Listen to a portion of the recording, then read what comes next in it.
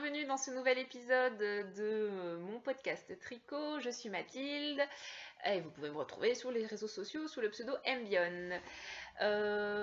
J'ai décidé d'arrêter de compter, je crois que c'est le 21e, mais bon, après 20 épisodes, je ne vais pas à chaque fois dire le numéro, sinon on va plus s'en sortir.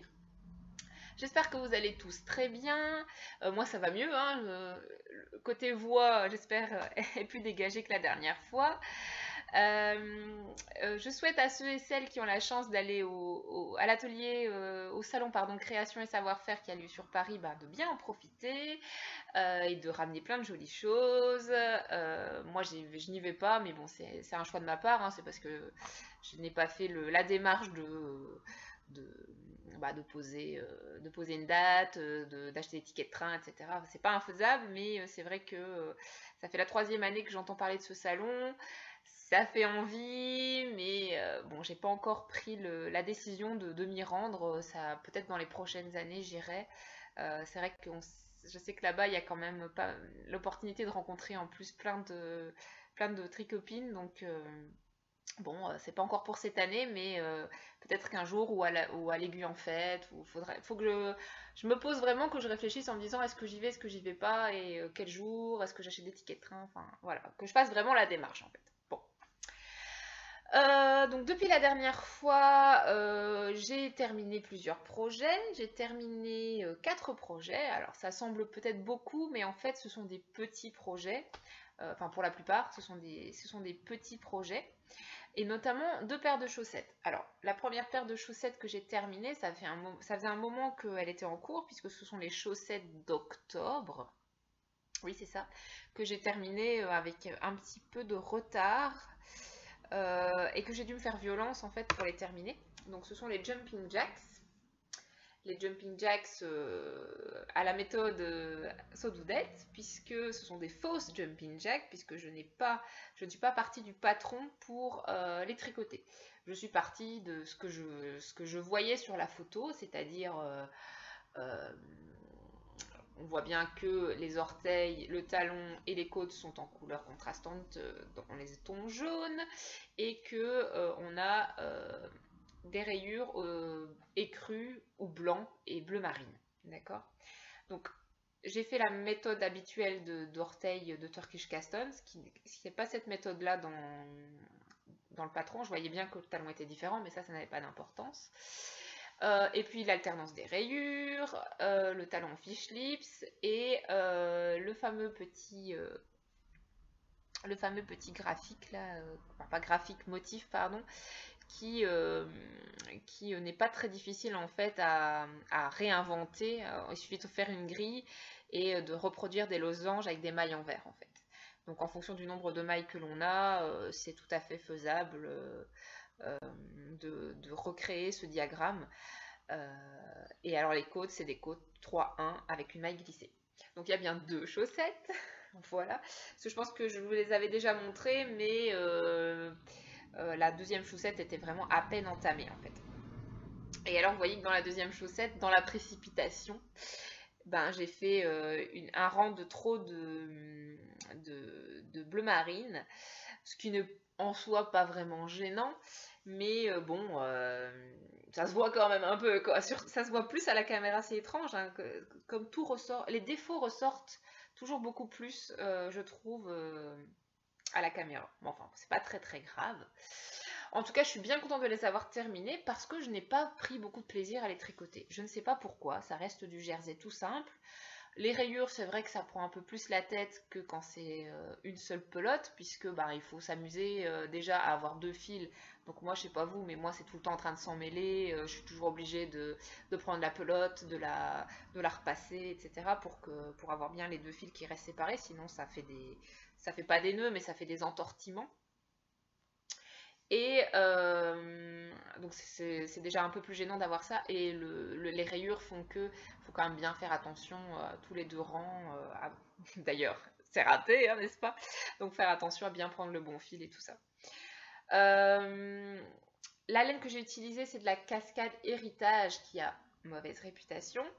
Je les ai portées qu'une fois pour l'instant, donc elles n'ont rien de particulier. Elles ne se sont pas détendues, elles n'ont pas bouloché. mais ce n'est que je peux pas encore vous affirmer que tout va bien avec cette laine puisque je les ai vraiment portées qu'une fois et relavées qu'une fois. Par contre, c'est vrai qu'elle est très douce, elle est très agréable. Donc à ce niveau-là, rien à dire. Maintenant, c'est sur le vieillissement de la laine que j'ai des craintes en fait, hein, par rapport à ce qui a déjà pu être dit sur cette laine.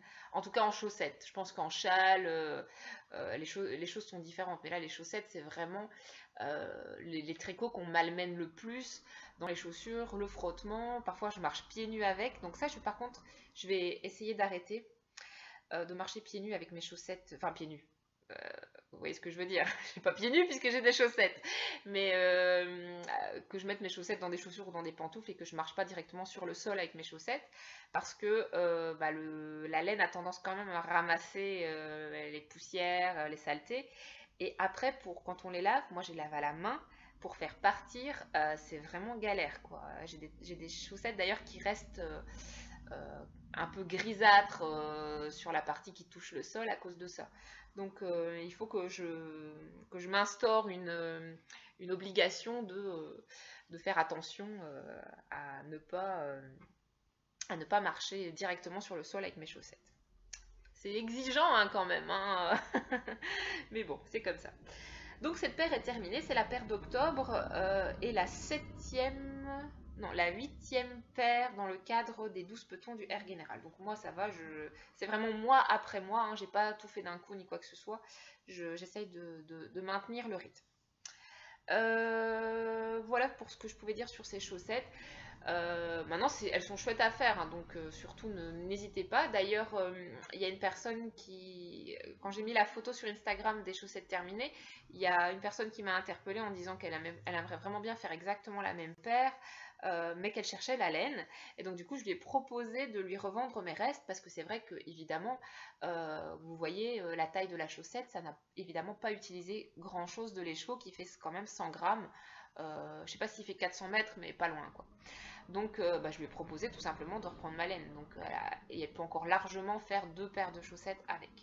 Donc moi je suis contente parce que ça m'a permis, parce que de toute façon j'aurais rien fait d'autre avec ce qui restait, donc ça m'a permis d'éviter d'avoir des gros restes qui servent à rien. Et puis j'ai fait une heureuse qui n'est pas obligée non plus d'acheter des chevaux entiers pour faire sa paire. Voilà, donc l'un dans l'autre, c'est gagnant-gagnant. Donc voilà pour cette première paire de chaussettes. Hop. Alors la deuxième paire de chaussettes là par contre c'est tout l'inverse puisque j'ai adoré les tricoter et j'adore la paire, la laine et tout, c'est celle-là. Elles sont trop belles. Donc ça c'est les chaussettes du sorcier. Bon voilà, je suis pas très très originale puisqu'on est sur de la laine biscotte, de la bissoc et le coloris c'est uniforme de sorcier qui fait référence à Gryffondor, Harry Potter. Cette laine, je sais qu'on n'arrête pas de dire ça et qu'à force ça n'a plus beaucoup de sens, mais elle est vraiment extrêmement douce. Sans rire, c'est vraiment la paire de chaussettes la plus douce que j'ai et pourtant j'ai tricoté de la Lily-Neige, j'ai tricoté de la Hedgehog, j'ai tricoté... Mais celle-là, vraiment, vraiment, vraiment, c'est une tuerie, une tuerie. La Bissoc de Biscotte et compagnie, c'est vraiment une tuerie.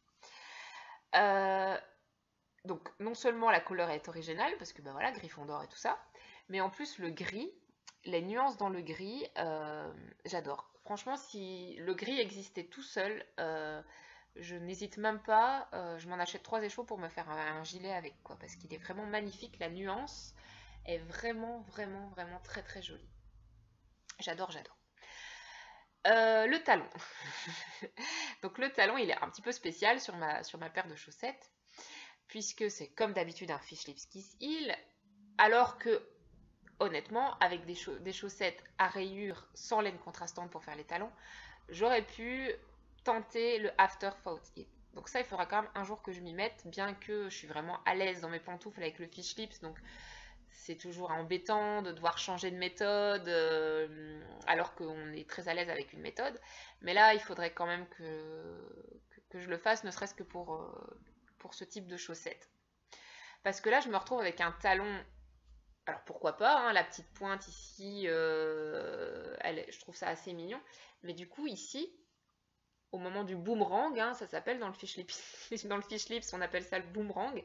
Donc au moment où on arrête les rangs raccourcis dans un sens, on reprend toutes les mailles, on les tricote une fois et on reprend les rangs raccourcis dans l'autre sens, eh ben on a une ligne jaune. Alors au début, quand je me suis retrouvée avec ce talon, j'ai regardé ma chaussette. Je me suis dit, qu'est-ce que je fais? Est-ce que je recommence? Est-ce que je fais autrement? C'est quand même bizarre et tout ça. J'ai demandé l'avis à ma belle-mère, j'ai demandé l'avis à mon mari. Ils m'ont tous dit, mais non, c'est mignon, c'est joli et tout ça. Donc du coup, bon, la flemme me parlant aussi, j'ai terminé la chaussette. Et puis finalement, j'aime bien. C'est euh, pas banal. Franchement, c'est pas banal, mais ça change, je trouve ça sympa. Et puis une fois que la chaussette est enfilée, de toute façon, c'est pas du tout la partie que l'on voit, hein. Elle est dans la chaussure. Mais voilà, c'est assez intéressant comme talon, enfin qui n'est pas contrastant, mais qui marque une différence avec le reste de la chaussette. J'ai essayé de monter un petit peu plus haut que d'habitude. On arrive presque à la fin du bloqueur. Parce que c'est vrai que j'ai remarqué que parmi les chaussettes que j'ai faites, mes chaussettes préférées, ce sont celles qui montent le plus haut. Donc à partir de maintenant, quand je suis sur un modèle facile comme celui-là, c'est du jersey, je vais essayer de monter peut-être même encore plus... Là, j'aurais encore pu faire une rayure, je pense. J'aurais pu encore faire une rayure. J'ai utilisé à peu près 65 grammes de laine. Donc d'habitude c'est plutôt 60 en fait. Donc j'ai utilisé 5 grammes de plus. Mais je pense monter encore plus haut quand il n'y a pas un motif. Parce que quand il y a un motif, évidemment, c'est pas la même histoire. Hein, c'est plus long et tout ça. Mais sinon voilà. Et pour prouver ma bonne foi, j'ai bien la deuxième qui est ici. D'accord. Et qui est pratiquement identique, hein, puisque j'ai vraiment essayé de partir des orteils exactement au même niveau, quoi. Avec le fameux talon, le talon jaune, à ligne jaune qui revient. Enfin, c'est marrant, quoi. Voilà. Oh, ce gris, il est trop beau. Donc ces chaussettes-là, bah, elles passent direct dans mon top 3 des chaussettes préférées. Et ça, c'est la 9e paire dans le cadre des 12 petons du Air Général. Voilà pour ce que je pouvais dire sur ces chaussettes. Ouais, je vous ai dit les grammes aussi. Voilà. Ah, et j'entends ma fille qui pleure. Alors là, c'est très compliqué en ce moment. Ma fille, je pense qu'elle est en train de percer les deuxièmes molaires. Hein. Elle n'est pas en retard hein, sur les dents, ça, et il n'y a pas de souci.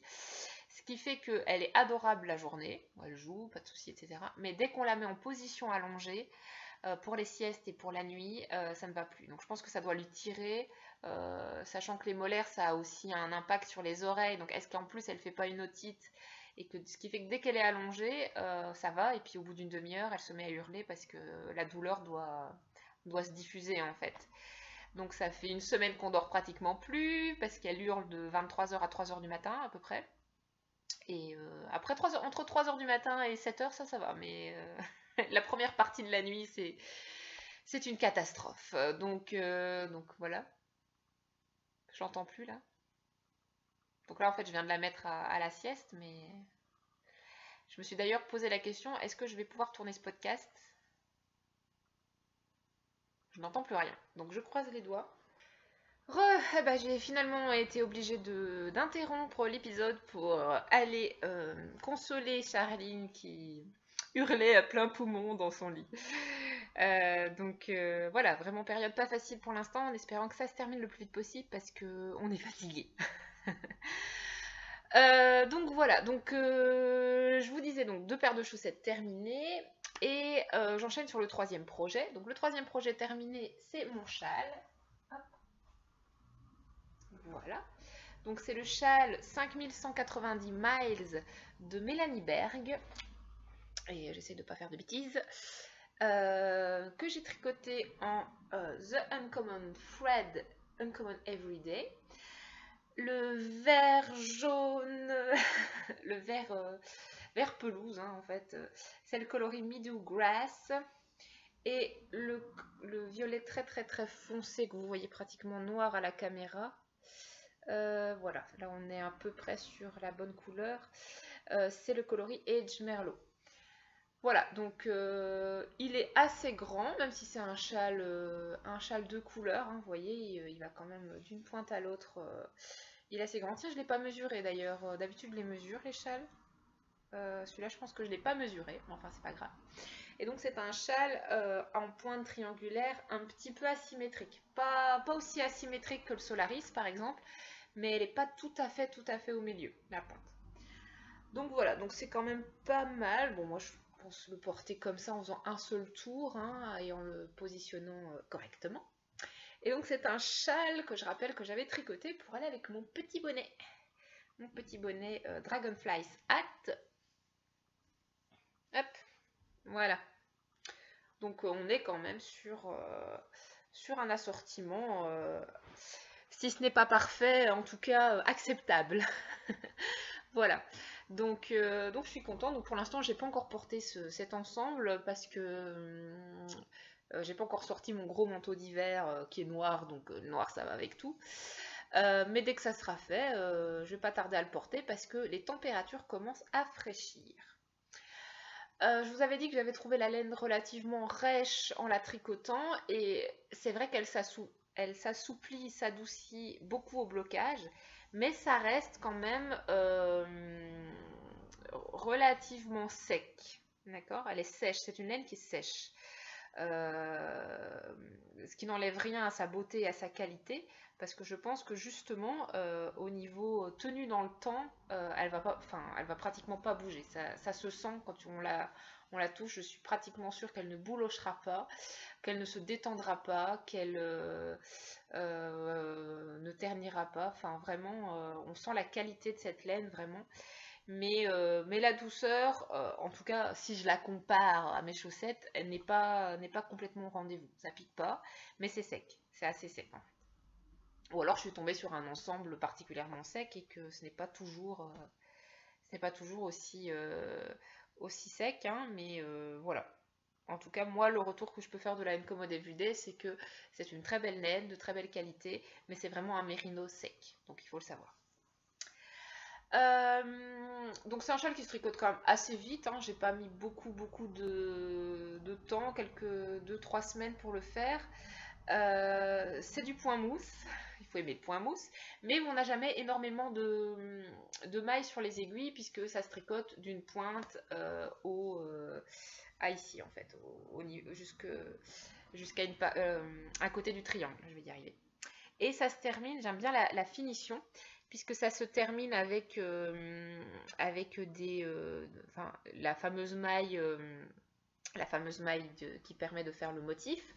Mais cette fois-ci, elle se fait toute seule, c'est-à-dire sans rattrapage de la ligne déjà contrastante du dessus. Donc, ce qui permet de donner un aspect pas picot, mais pas aussi marqué qu'un picot, mais des petits picots quand même. En tout cas, ça dépend comment on le bloque. Moi, je l'ai bloqué de façon à ce que ça ressorte assez fort. Enfin, que ça ressorte un petit peu. et je suis très contente de ce rendu-là aussi. Je trouve ça joli. Au niveau du patron, comme je n'avais pas le bon métrage, j'ai été obligée de faire des modifications. C'est-à-dire que la version que vous voyez là n'est pas la vraie version du patron. J'ai changé de couleur plus tôt, en fait. Ici, j'ai fait un changement de couleur, alors que j'aurais dû continuer en vert, faire cette partie-là contrastante en violet, et seulement changer de couleur sur cette partie-ci. D'accord? Donc c'est ici que j'aurais dû avoir le changement de couleur. Par la suite, j'aurais dû non pas faire deux motifs, mais un seul. Normalement, il n'y avait qu'un seul. En faire un deuxième et seulement la bordure à la fin. Mais j'avais clairement pas assez de métrage pour pouvoir faire ce patron-là. Donc si vous voulez connaître exactement ce que j'ai fait au niveau du patron, enfin au niveau de l'enchaînement des sections, j'ai écrit avec précision sur Ravelry ce que j'ai fait. C'est-à-dire qu'à partir du moment où on sait ce que veut dire la section 1, la section 2, la section 3, donc en achetant le patron, vous saurez ce que moi j'ai fait exactement pour pouvoir utiliser deux écheveaux de 400 mètres pour pouvoir quand même faire ce châle. D'accord? Donc c'est tout à fait faisable. Il faut juste savoir que votre châle sera un petit peu plus petit que l'original et sera un petit peu différent sur 2-3 aspects comme je viens de l'expliquer. Donc du coup, j'ai utilisé pratiquement tous mes écheveaux, donc il me reste 7 grammes de chaque. Donc j'ai utilisé, d'habitude je regarde, mais à peu près 740 mètres pour faire ce châle-là. D'habitude je note le métrage, mais là j'ai oublié. Voilà. Donc il est quand même assez sympa. Sympa à tricoter, facile à porter. Enfin après tout dépend des couleurs qu'on choisit. Moi c'est sûr que c'est des couleurs quand même particulières, hein, mais ça change, j'aime bien. J'aime bien. Voilà. Je pensais que ma fille pleurait encore, mais en fait c'est un chien qui aboie. Tout va bien. Voilà pour ce nouvel en cours. Ah oui, non, j'ai oublié de vous dire quelque chose. Je me suis aperçue, il était pratiquement fini, que j'avais perdu une maille. En plein milieu du châle, j'ai perdu une maille. Enfin, en plein milieu d'un motif, en fait. Donc c'est à ce niveau-ci. J'ai perdu une maille. Donc ce qui n'était pas forcément gênant parce qu'elle était retenue, si vous voulez, par l'espèce de maille particulière là qui se divise. Donc c'était pas gênant parce qu'elle risquait pas de glisser tout le long du châle. Par contre, ici, ça entraînait un trou qui n'était pas très joli. Donc j'ai remonté cette maille. Le problème, c'est que il faut que je fasse un nœud. Donc pour l'instant, pour qu'elle ne redescende pas en fait. Donc pour l'instant, j'ai mis un petit arrête-maille, un petit marqueur pour empêcher la maille de retomber. Donc je sais pas trop comment je vais faire pour que ça se voit le moins possible. Il faudrait que je fasse un espèce de point de suture avec la couleur violet foncé pour que ça soit discret. Mais pour l'instant j'ai laissé comme ça, sachant que de toute façon si je le porte dans ce sens-là, ça se voit pas. Enfin voilà, ce sont des choses qui arrivent. Malheureusement, ce châle n'est pas parfait, mais je pense que j'ai jamais fait aucun projet parfait. Il y a toujours au moins une erreur qui se glisse quelque part. Donc voilà, c'est comme ça. Mais on fait avec, et puis je vais essayer de trouver une solution pour ne pas laisser l'arrête-maille, quoi. Voilà pour ce châle. Donc j'ai pas grand chose à dire de plus. Voilà, il est simple. Vous pouvez aller voir ma page Ravelry pour les modifications et il se tricote assez vite, quoi. Donc pas de souci. Ensuite, le quatrième projet terminé, c'est un pull, mais c'est pas un pull entier, hein. Rappelez-vous, dans l'épisode précédent, je vous avais dit que je participais au CAL ou au jeu de Vanessa des Battements de Kershawi qui avait proposé de sortir de notre placard un vieux tricot que l'on ne mettait plus, ou qu'on ne mettait pas, ou qu'on n'avait jamais mis, parce qu'il avait un défaut, ou il ne nous allait pas, et de le détricoter pour en faire quelque chose, cette fois qu'on allait apprécier. Et donc moi c'est ce que j'ai fait avec mon pull Il Grande Favorito, qui était trop court et rabattu trop serré. Donc je ne le mettais pas parce que il m'arrivait tout juste au début du pantalon et je trouvais pas ça joli, surtout pour un gros pull. Je trouve que les gros pulls c'est quand même mieux quand ils arrivent au moins à mi-fesse, quoi. Donc voilà. Donc c'est chose faite. J'ai terminé, donc j'ai repris les mailles. Je pense que c'était ici à peu près, ouais. Donc je l'ai rallongé d'une dizaine de centimètres. Et puis voilà, j'ai refait les côtes, mais cette fois-ci en rabattant plus souplement. Donc là, il n'y a pas de souci, ça va, ça se passe bien. Et j'ai fait pareil avec les manches qui étaient trop courtes aussi, donc je les ai repris. Là, je crois que ça se voit peut-être un peu plus. Ouais, si j'ai repris ici et j'ai rallongé. Donc ce qui fait que là maintenant, les manches, elles m'arrivent vraiment, ouais, là, au niveau, presque au niveau du début des doigts en fait. Donc super, parce que du coup je l'ai mis quand il a fait froid la semaine dernière. Là les températures étaient quand même descendues presque en négatif, donc là je l'ai porté parce que dans mon bureau il fait pas toujours très chaud, et donc je l'ai porté et je le mets au travail, quoi. Donc ça c'est bien aussi parce que du coup c'est un pull qui est bien rentabilisé. Je le porte pas que à la maison. Je trouve qu'il est assez sobre, donc il peut être porté voilà, dans toutes circonstances. Tout dépend de comment on l'a sorti, avec quoi on le met et tout ça. Mais vraiment, je suis très fan de ce pull. enfin, il est doux, quand on le prend dans les mains, il est doux, parce qu'il est tricoté en, ça je sais plus si je l'avais dit la dernière fois, il est tricoté en drops alpaca et kid silk. Donc c'est un mélange de 2 fils, donc c'est 2 fils d'alpaga et un fil de kid silk, tricoté donc les 3 fils ensemble pour être tricoté en 6,5. Voilà. Donc l'alpaca de drops n'est pas... Enfin, si, c'est doux, mais c'est pas... Voilà. Donc ce qui fait que je peux pas le porter directement sur la peau. Ça, c'est impossible, je ne le supporterai pas. Donc je le mets avec un sous-pull en dessous, quoi. Ou, pas forcément col roulé, mais un sous-pull, si vous voulez, avec, comme ici, quoi, par exemple. Voilà. À partir du moment où il n'est pas directement sur la peau, il est très agréable à porter. Donc ça c'est le premier projet dans le cadre de ce petit cal. J'ai fait un deuxième, enfin j'avais dit que je ne le ferais pas et puis finalement je fais un deuxième détricotage que j'insère dans le cadre de ce cal. Ça m'est tombé un peu dessus comme ça par hasard. En fait, ma fille va chez une assistante maternelle 4 jours par semaine et donc c'est une personne que j'apprécie beaucoup, hein, on discute au-delà de la garde de ma fille, on discute aussi de choses et d'autres. Et elle m'avait fait remarquer qu'elle trouvait les gilets de Charline plutôt jolis et tout ça.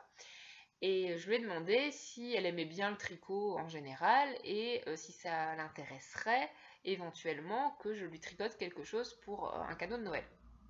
Puisque j'estime que pour ce qui est des institutrices et des nounous, c'est bien aussi de leur faire des cadeaux, puisque ce sont des personnes qui s'occupent de nos enfants dans un laps de temps qui est quand même assez conséquent sur une semaine dans l'année, quoi.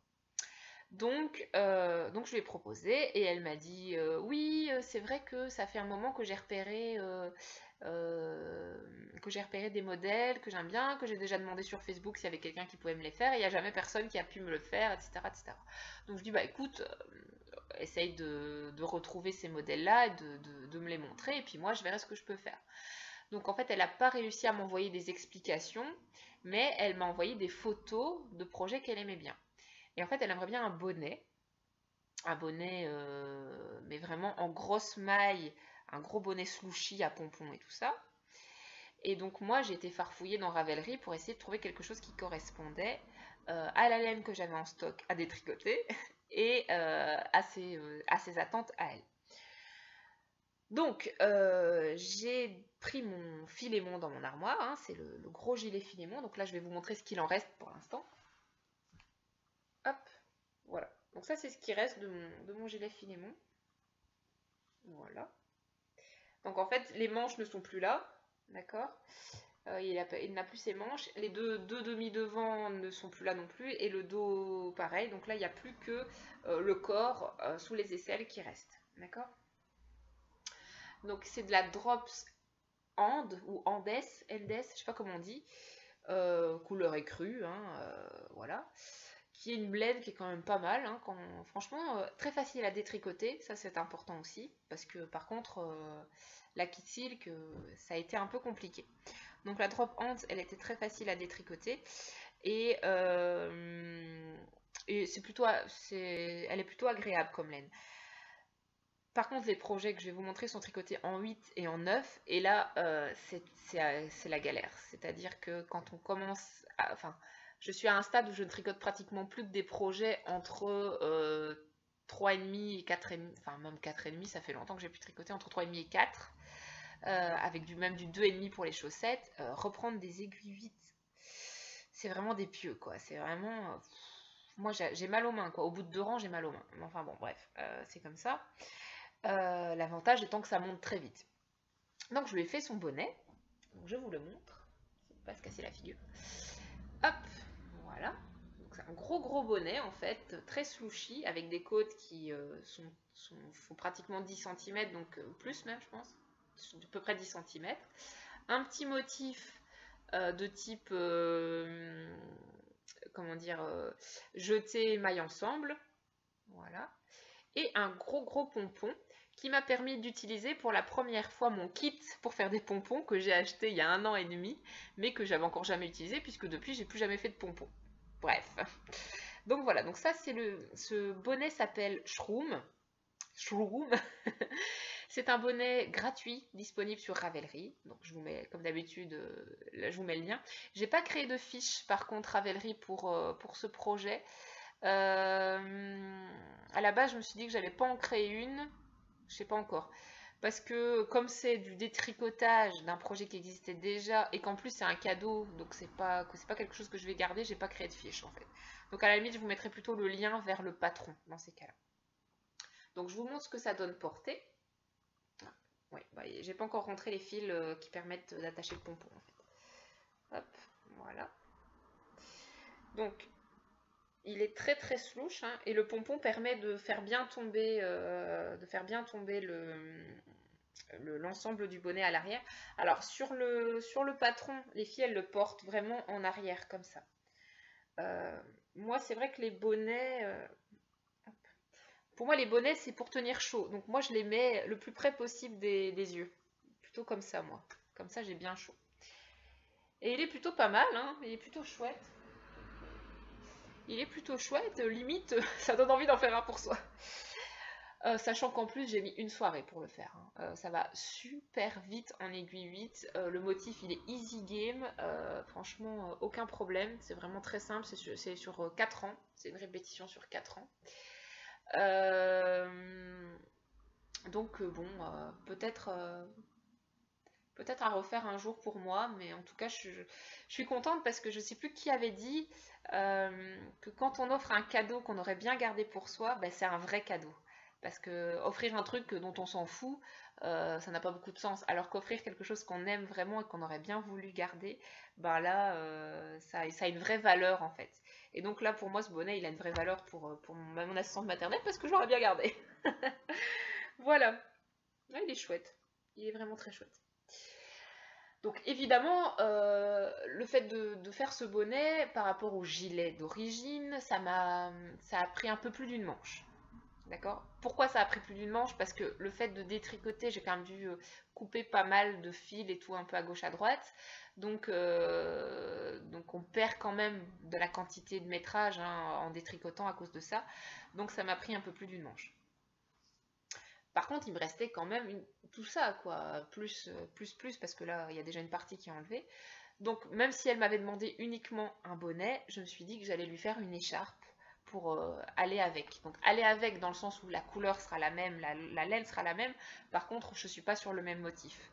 Parce que ça reste un motif quand même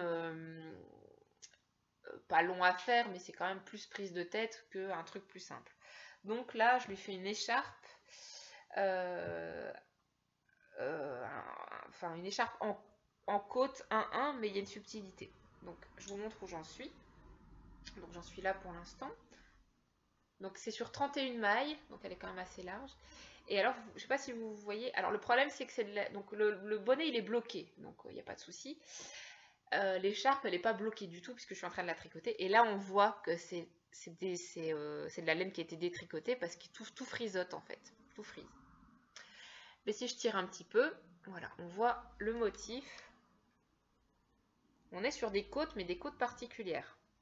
En fait, toutes les mailles endroit, les mailles envers sont tricotées comme une maille envers classique. Mais toutes les mailles endroit ne sont pas tricotées normalement, c'est-à-dire on pique dans le brin de la maille et puis on tricote. Je pique dans le brin de la maille d'en dessous à chaque fois. D'accord? Donc en fait, au lieu de faire la maille endroit dans la maille qui se présente, on fait la maille endroit dans la maille d'en dessous. Ce qui permet d'avoir un aspect un petit peu différent, d'avoir un aspect un peu plus allongé. Hein, c'est ça, quand ça sera bloqué, ça donnera un aspect un peu plus allongé. Voilà. Là, ça ressemble à rien. Hein, quand ça frisote comme ça ressemble à rien. Enfin, c'est pas grave.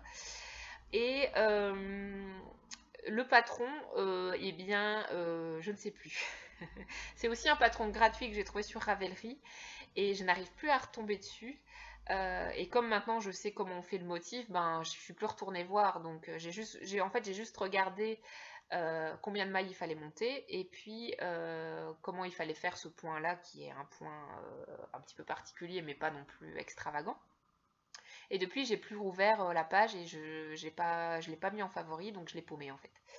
Et voilà, donc voilà, je vous ai expliqué comment ça se faisait, hein. C'est aiguille 9, 31 mailles à monter, et puis après vous faites le premier rang comme en côte classique 1-1, une maille en droit, une maille en vert, une maille en droit, une maille en vert, et puis à partir du deuxième rang, vous faites comme j'ai dit, vous, au lieu de faire la maille en droit classique, vous faites une maille en droit dans la maille d'en dessous, et vous lâchez tout, enfin, vous lâchez le brin classique. Voilà, donc ça donne ça. Je sais pas encore si ça fera écharpe ou snood, mais snood avec un deuxième tour à faire. En fonction de ce qui me reste de laine, on verra. Et donc, je tricote directement au cul du gilet. Vous voyez? Donc là, j'ai mon projet et ça se détricote au fur et à mesure que j'avance en fait. Je sais que j'aurais dû normalement tout détricoter, tout relaver, tout remettre en pelote, etc. Mais honnêtement, quand je vois le bonnet, après blocage, il est ressorti nickel, il n'y a pas de raison que ça soit pas pareil avec l'écharpe. Je vois pas pourquoi je me prendrais la tête à faire comme ça. Donc je préfère détricoter comme ça. J'avais vu faire sur Ravelry, je pense. Non, pas sur Ravelry, sur Instagram. J'avais déjà vu des photos où on voyait un projet qui est en train de se monter et un projet qui est en train de descendre en fait. Et je me dis, bah oui, pourquoi pas faire ça comme ça directement, sachant que le blocage derrière, il rattrape pratiquement tout, quoi. Donc il n'y a pas de souci. Donc voilà, ce fameux cadeau de Noël que je suis en train de faire. L'écharpe est un petit peu longue. Autant le bonnet a été vite, l'écharpe elle est un petit peu longue parce que justement, ce principe de la maille endroit qu'il faut reprendre dans la maille d'en dessous, ben, ça fait que vous avancez pratiquement 2 fois moins vite. Si j'avais tricoté en côte normale, bah, j'aurais le double, je pense. Donc c'est pour ça que ça va quand même consommer beaucoup de laine. Donc à voir ce que ça va donner au final. Est-ce que ça va plutôt être un snood ou est-ce que ça va être une vraie écharpe? On verra. De toute façon, Nounou, elle m'a juste demandé un bonnet, donc c'est que du bonus. Donc voilà, pas de prise de tête avec ça. Voilà pour ce premier en cours. J'ai un deuxième en cours qui est un gilet pour Charline, pour changer. Donc c'est un nouveau gilet pour Charline. Le précédent ayant été terminé quand même il y a un petit moment, hein, c'était le Lisana. Alors je lui mets tous ces gilets déjà. Je lui mets parce que c'est vrai que c'est un peu grand, c'est encore un peu large, un peu long au niveau des manches, mais je trouve que ça lui va déjà bien. Donc je préfère en profiter un maximum et déjà lui mettre maintenant, même si c'est un petit peu grand. Sachant que j'espère que jusqu'à l'hiver prochain, elle les mettra encore. On verra bien. Mais là actuellement, celui que je suis en train de faire, c'est le colibri. Le colibri, c'est un patron de Sandrine C. Et c'est un gilet à rayures. Donc voilà ce que ça donne. Un petit colibri que je tricote en 3,5. Alors que normalement ça se tricote en 3. Mais là, je me suis dit en 3,5 ça sera très bien, pas de souci. Le rose pâle qui a quelques petites nuances très sympas, c'est le chat qui tricote. C'est la gamme Shabada, donc c'est de la BFL. Et le coloris c'est chamallow, donc c'est que des chats. Donc c'est marrant. Et le marron foncé, c'est de la Malabrigo Sock, coloris, je ne sais plus, chocolat amargo. J'ai hésité pour le sens. Donc je ne savais pas si je mettais le rose en couleur principale et le marron en couleur contrasens ou l'inverse. Je pense que les deux, dans tous les cas, seraient jolis. Mais j'ai plutôt décidé de faire dans ce sens. Parce que je voulais vraiment consommer au maximum le rose. Parce que ça fait un moment que je l'ai en stock. Je l'ai déjà utilisé pour d'autres projets. Donc là, j'avais envie de le terminer. Donc là, au niveau du corps, j'ai pratiquement terminé. J'ai encore quelques rangs à faire. Et puis après, je passe au bas du corps qui a un motif. C'est un gilet qui se tricote vite. Enfin, franchement, ça va vite. Hein. Pourtant, c'est du 4 ans. Ça se tricote vite. Et comme là, pour l'instant, j'ai plus de chaussettes en cours, c'est le projet que je prends pour aller au travail. Donc ça se tricote bien. Voilà, j'ai pas grand chose à dire de plus sur ce petit gilet. C'est vraiment tout simple. Je suis étonnée parce que j'ai vu que sur Ravelry, il avait été très peu tricoté. Alors que je trouve que c'est vraiment un joli modèle. Il y a quand même Macri qui l'a fait pour une de ses filles et Lola Chat aussi qui l'a fait pour sa fille. Pour une de ses filles, puisqu'elle en a deux maintenant.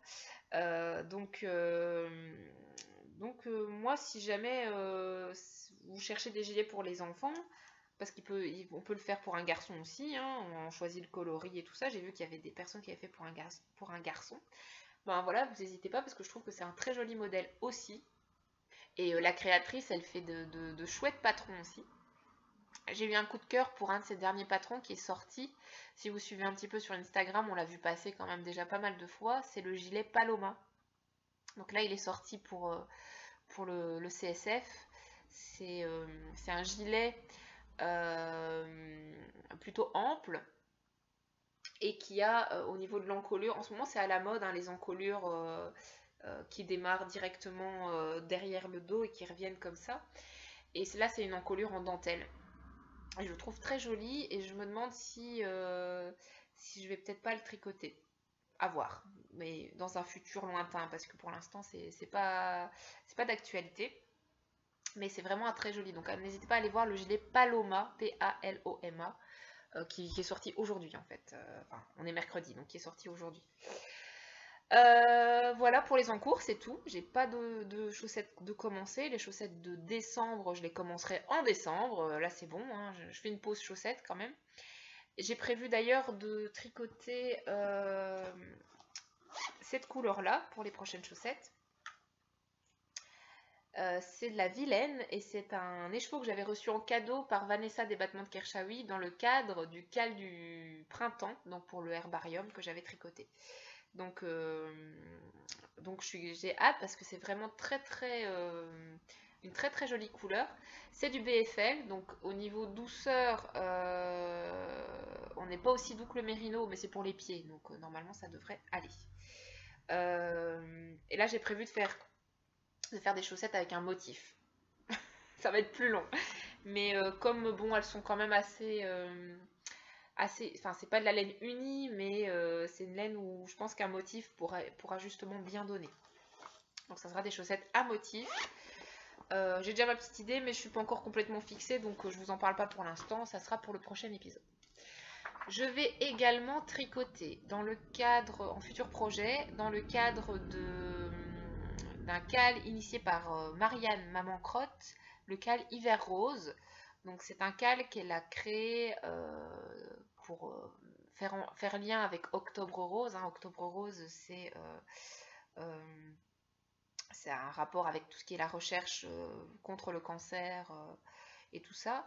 Et donc, il faut savoir que Maman Crotte, elle fait des patrons, elle fait des destaches et tout ça, et que la plupart de ce qu'elle gagne, je crois que l'entièreté de ce qu'elle gagne pour les patrons et une partie de ce qu'elle gagne pour ses destages, elle la reverse pour la recherche contre le cancer. Donc c'est évidemment un acte que je trouve extrêmement généreux et que j'approuve à 100%, puisque j'ai aussi été touchée de très très très près par cette saloperie de maladie. Et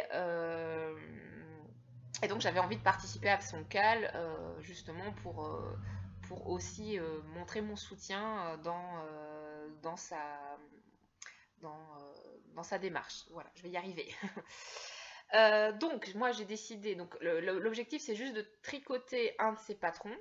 Donc le fait d'acheter le patron permet qu'elle reverse l'argent à la recherche contre le cancer, et si on finit de le tricoter dans un délai, dans un laps de temps, donc là on a tout l'hiver, hein, c'est hiver rose, donc ça sera jusqu'au 21 mars je suppose, eh bien elle double la somme pour l'envoyer, quoi. Donc je trouve que c'est vraiment chouette comme démarche. Donc j'ai regardé parmi ces patrons, il y en avait, donc j'ai déjà fait l'Isana, donc voilà.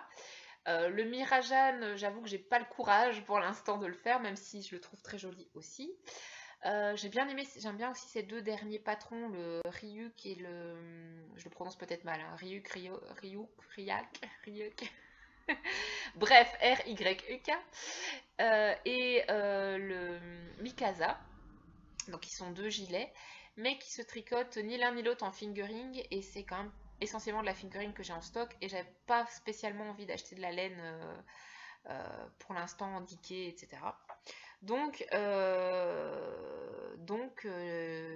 suis revenue à mes premiers amours parce que parmi mes tout premiers favoris Ravelry, il y avait le pull Gali. Le pull Gali, c'est celui-là. Donc, c'est un pull avec un motif en fait. Un motif. Alors, je sais même pas si c'est des torsades. Je crois que c'est une maille allongée, glissée, quelque chose comme ça. Je me suis pas encore penchée sur le patron. Mais voilà, le prochain pull que je vais faire, ça sera celui-là. J'aime beaucoup l'encolure qui est une encolure bateau. D'accord, donc moi, je trouve ça toujours très féminin. Ça permet d'avoir un petit collier ras de cou, c'est toujours très joli. Et moi, j'ai décidé de le faire dans des coloris. Oh, c'est pas celui-là. Avec de la laine en stock, hein, quand même. Moi, j'ai décidé de le faire dans ce coloris-là. Donc, c'est de la trélise. 75% mérino, 25% nylon, je pense. Et c'est le coloris Yarngasm. Donc c'est un violet rosé. Ouais, un violet rosé. C'est pas exactement la bonne couleur. Ce que vous voyez, il tire plus sur le rouge dans la vraie vie. D'accord, là vous le voyez plus bleu. Ça marche pas. Enfin bref, je suis une fan de violet, donc c'est une couleur qui me convient très bien. Maintenant, j'ai un petit peu du mal à l'idée de me lancer dans un pull parce qu'en fait, je suis en train de me dire que ce qui me manque, c'est plutôt des gilets. Des pulls, j'en ai déjà tricoté 4, 5, 6, 7, je sais plus. En tout cas, pas mal. Alors que des gilets, bah, il y a mon Old Romance, il y a le Blue Sand, mais le Blue Sand bouloche, donc bof, je le mets pas plus que ça. Et c'est tout.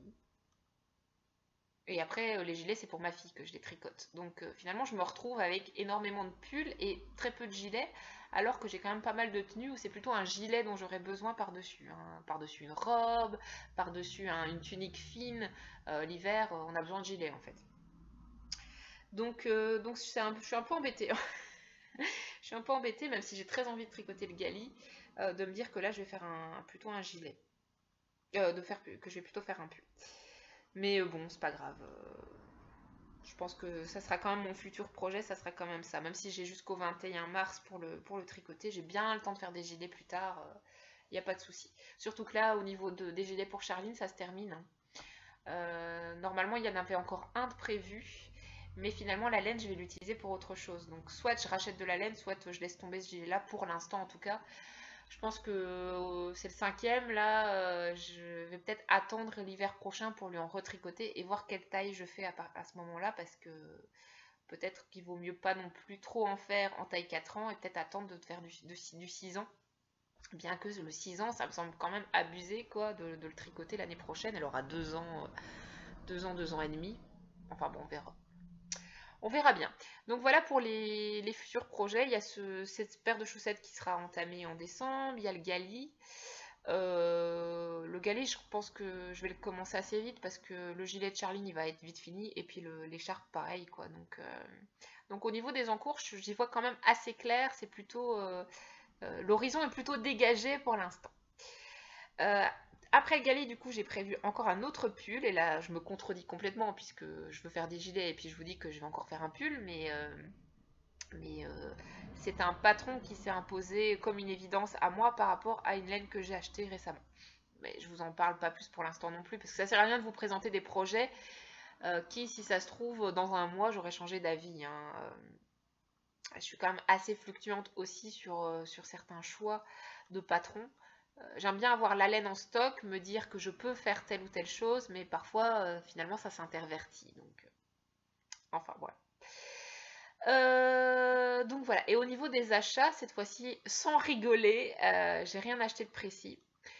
En fait, si, j'ai acheté, mais je l'avais déjà acheté lors du podcast précédent, mais je ne l'avais juste pas encore reçu. C'était un destage justement de Maman Crotte, parce que j'avais envie de tester la graine de laine, et elle en vendait. Oups, pardon. Elle en vendait. Oh!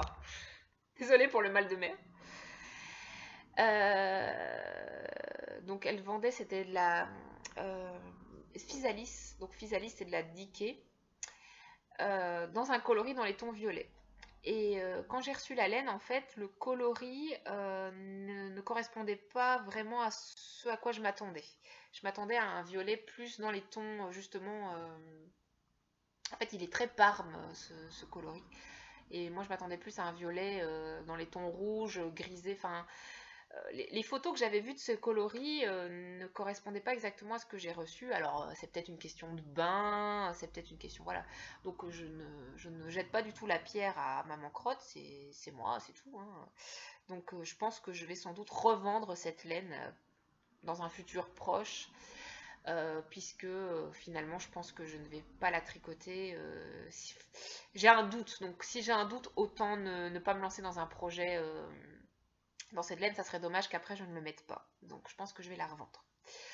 En parlant de revente, ça y est, j'ai fait mon premier destache. Donc j'ai ouvert un compte Instagram exprès pour ça. C'est Ambient Destache, hein, Ambient-Destache, tout simplement. J'ai mis en vente 7 écheveaux, 2 châles et 2 affaires de bébé. Donc il faut savoir que je vais aussi revendre des affaires que ma fille, donc pas forcément des vêtements, hein, mais du matériel de puériculture, des jouets, mais des choses qui sont quasi neuves, d'accord? Je vais rien revendre d'occasion, c'est plutôt de la vente du quasi neuf, mais à prix intéressant. Donc là, je revends une paire de chaussures qu'elle n'a jamais mis parce que ça ne correspondait pas à la pointure ne correspondait pas à la saison. Et je revends également une écharpe de portage. Donc c'est une très bonne écharpe de portage, c'est de la marque Je porte mon bébé. Donc si vous êtes intéressé, elle est toujours disponible sur le compte que je vous ai dit. Et évidemment, je la vends parce que je ne l'ai pratiquement pas utilisée non plus, puisque je voulais faire du portage, mais avec les problèmes de santé qu'a eu Charline au début de sa vie, j'ai pas pu assurer ça, malheureusement. Avec les hospitalisations, avec les trucs, c'était pas possible. Donc c'est une écharpe qui n'a pratiquement pas été utilisée non plus. Donc je la revends à un prix beaucoup plus bas que le prix d'achat, mais quand même à un prix pas 5 € non plus, quoi. Donc voilà. Donc n'hésitez pas à aller voir. Les écheveaux, il en reste un sur les 7, donc j'en ai quand même vendu pas mal. Et les châles sont actuellement réservés. Les châles, donc en tout, j'ai 5 châles de moins. C'est fou, hein, quand même, quand on y pense. J'en ai donné 2 à ma maman, j'ai vendu le doodler, et puis les 2 autres, là, le mascot et le Fricolor Cashmere Shawl sont réservés. Eh bien, il faut savoir que ça me fait du bien d'avoir vendu ça.